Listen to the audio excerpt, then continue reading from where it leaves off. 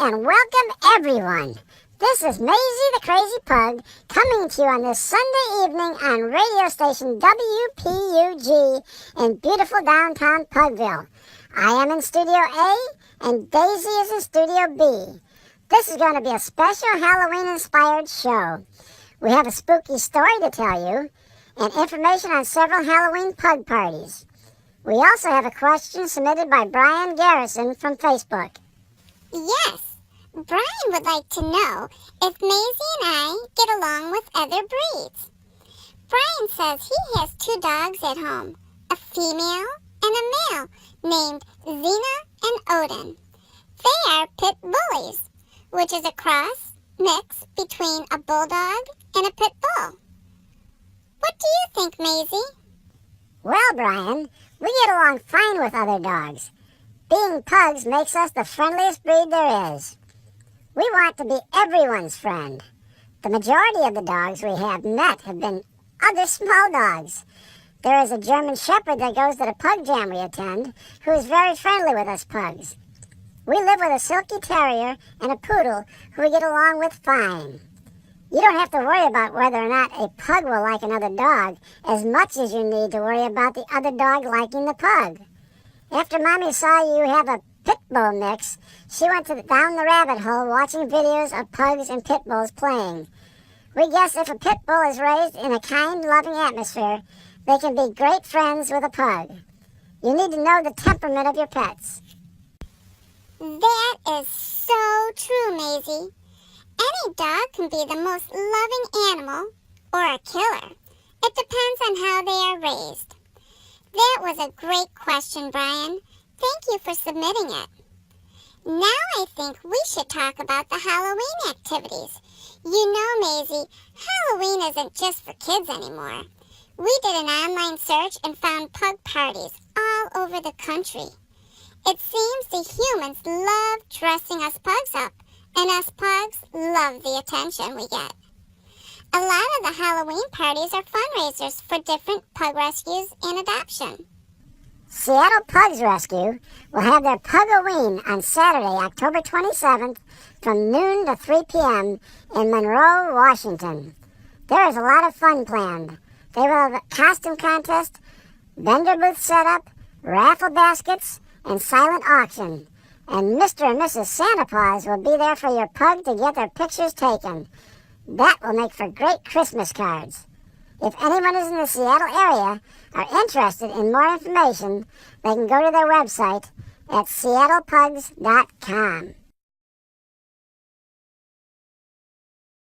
In our search, we found a dog park, kennel, and bar all rolled into one in Charlotte, North Carolina.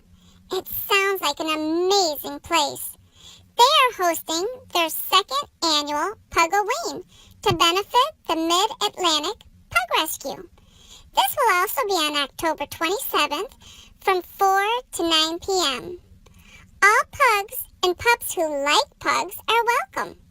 There will be a costume contest for the pups and bobbing for beers for the humans. This is a 21 and over facility, so only furry children and their humans are allowed.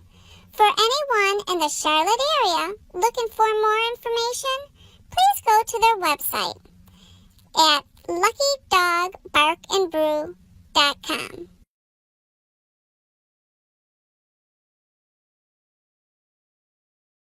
Pug Partners of Nebraska are having their 10th annual Pug-A-Ween, which is Omaha's largest pug event on October 28th from 12 to 4 p.m. Of course, they will have a silent auction to raise money for the rescue. It goes to a great cause. There will be several costume contests. The categories are Best Handmade/Homemade, Best Duo/Group Ensemble, Senior Surprise, and Celebrity Look-alike. Something that sounds like fun to me is the pug racing. Ready, set, go. You know how I love running. Something new this year is Where's Puggo? I wonder if that's something like Where's Waldo? For anyone in the Omaha area are interested in more information or want to purchase tickets, you can go to their website at pugpartners.com.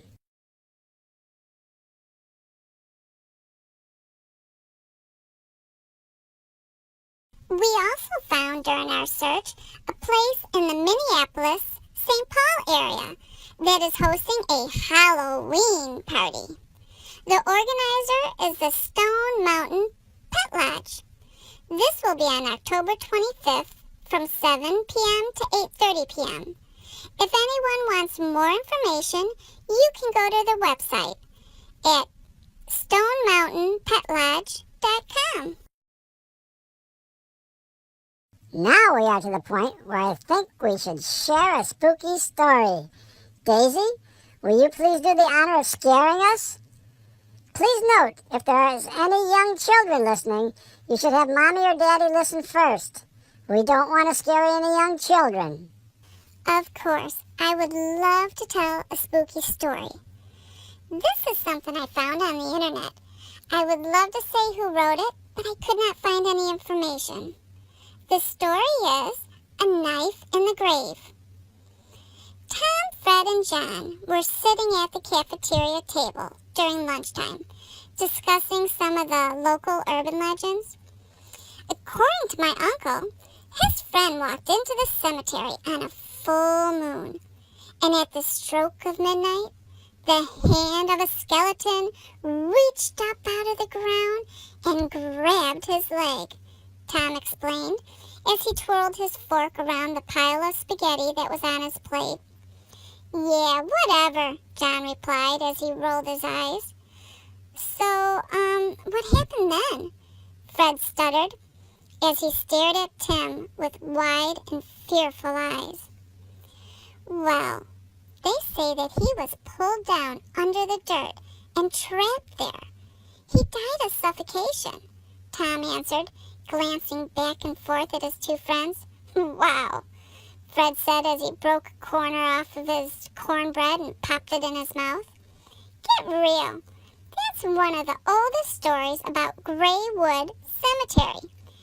Everyone knows it's a bunch of baloney, John said, looking at Tom with disdain. Okay then, tomorrow night is a full moon. I dare you to stick a knife in the ground at midnight and leave it there. We'll check in the morning to see if you really did it, Tom answered, matching John's look with a smirk. Fine, Tom said as he shoved his hand across the table. John reached over his plate, grasped his friend's hand firmly, and shook it. The deal was made. The next night, John crept silently in the dark and foreboding cemetery. It was far spookier than he remembered it being during the day. Finally, he found a fresh grave plot that had recently been filled in. He quickly removed the jackknife from his jacket pocket and unfolded the blade. As he watched the moon's reflection dance over the silver blade, he realized his hand was shaking. Oh, whatever. It's just a story. Just do it, he said to himself. He squatted down, closed his eyes, and slammed that blade into that freshly packed earth. He waited a few moments. Nothing. Whew! He started to stand. But at that very moment, something tugged at his jacket. He tried harder to stand up, and he realized something had a firm grip on his jacket and was pulling him down towards the ground. His heart froze, and he screamed at the top of his lungs until all of his breath was expelled, and he passed out. The next morning, his friends found him asleep by the grave. When they woke him, he started to tell the story, and then they all quickly looked down at his jacket where he had been grabbed and pulled to the ground. Immediately, Tom and Fred bursted into hysterical laughter. John just sat there, staring at his jacket. The corner was pinned to the ground by the blade that he himself had thrust through it.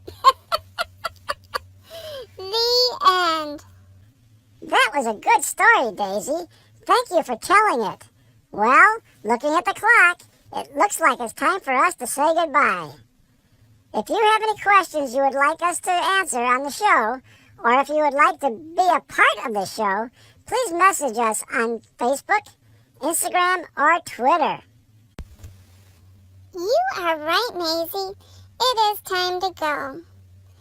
This is Daisy, best friend and sister of Maisie the Crazy Pug, signing off for WPUG Radio. We hope you enjoyed your time with us.